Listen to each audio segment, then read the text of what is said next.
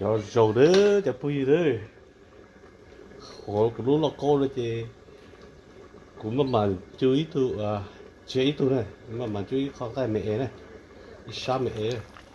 cũng chú ý sắp một lỡ thì mình cứ mua chờ đó cũng có cho con nó lâu kia thì ta chỉ nghĩ rồi nó thế này ta chỉ nghĩ chờ không mua chắc thì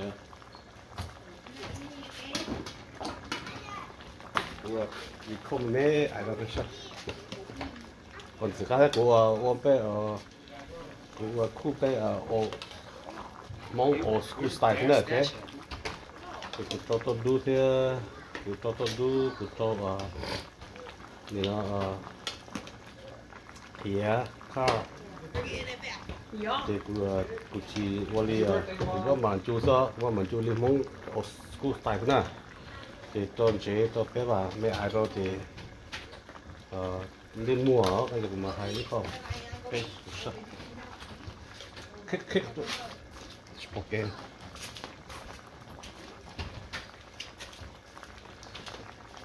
thì cũng bao mà tôi mốt ở style đó kiến đó mà có nó tôi đu luôn cho car luôn kia luôn chỉ cần gì thôi thế thì cho tôi chỉ lên đó số cho qua nó muốn cho có ý khó cho này ý khó thì mà lấy cũng sẽ cho rót xí hết đó thế bổ phú rồi lần các sự mà cho tất cả thì nó được sao đấy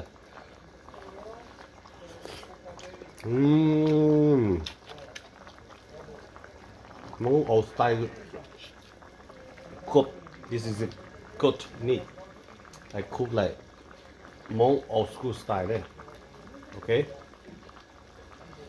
ready so I cook like 1 hour 30 minutes right now so I leave until all the water kind of low a little bit so like it's just tender right now very tender okay đó đây mẹ cái chỉ rồi đây mẹ cái chỉ đây okay so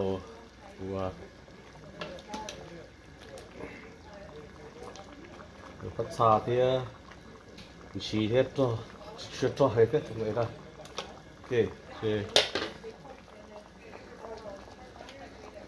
nó cái mẹ nó rong chua này thì phải như này cái củ chi à bộ có đau có đủ này cái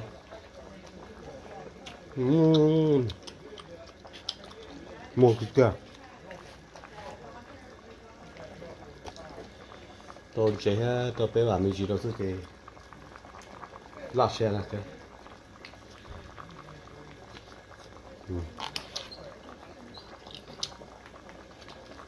mẹ nó mà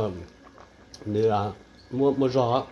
còn nếu chỉ đặt để mẹ là mẹ tụi xe mà mẹ chỉ đặt để chỉ mẹ chỉ trừ rất nhiều cho nó gai mẹ nó được nếu mua chua rồi thế này cái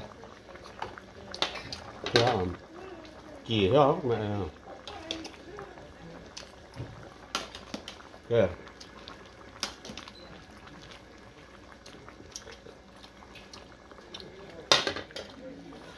Qua là cá là chef thôi. Siap.